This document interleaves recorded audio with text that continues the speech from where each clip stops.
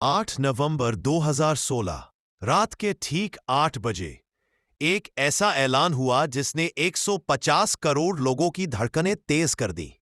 किसी को समझ नहीं आया, पर इतना जरूर महसूस हुआ, देश में कुछ बड़ा होने वाला है।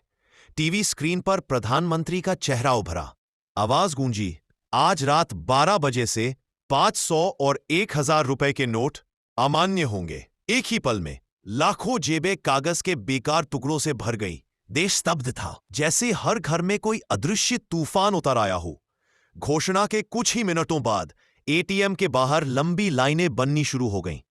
लोगों के चेहरों पर डर भी था और उम्मीद भी।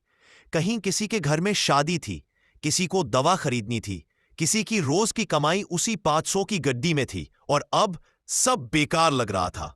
9 नवंबर की सुबह देश का नजारा बदल चुका था। छोटे व्यापारी दुकानें खोलते हुए भी चिंता में थे।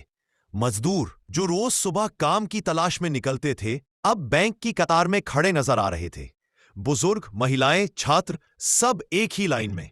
हर किसी के मन में एक सवाल, क्या यह कदम सही था या किसी बड़े तूफान की शुरुआत? बैंकों के किसी को नया 2000 का नोट मिला, किसी को घंटों खड़े रहने के बाद भी सिर्फ मायूसी। कहीं लोग बेहोश हुए, कहीं हल्की झड़पें, और कहीं लोग एक दूसरे को पानी पिलाते दिखे। संघर्ष सबका था और सफर भी। बाजार ठहर चुके थे। कैश की कमी से कई छोटी दुकानों पर ताले लग गए। किसानों की फसलें बिकने में दिक्कतें, दैनिक मजदूरी करने वाले लोग रोजगार की तलाश में भटकते रहे। देश डिजिटल होने की राह पर था, लेकिन सवाल भी बढ़ते जा रहे थे। क्या यह बदलाव आसान था? सरकार का दावा था, काला धन खत्म होगा, आतंक फंडिंग रुक जाएगी और देश एक नई आर्थिक व्यवस्था की ओर बढ़ेगा। कई लोगों ने इस कदम को साहसिक बताया, तो कुछ ने इसे अचानक आया झटका। एक दुकानदार की आवाज, इतनी लंबी लाइनें हमने कभी नहीं देखी। एक किसान, नोट था पर काम का नहीं। एक छात्र, ट्यूशन की फीस तक जमा नहीं हो पाई। हर किसी की अपनी कहानी थी, लेकिन दर्द लगभग एक जैसा।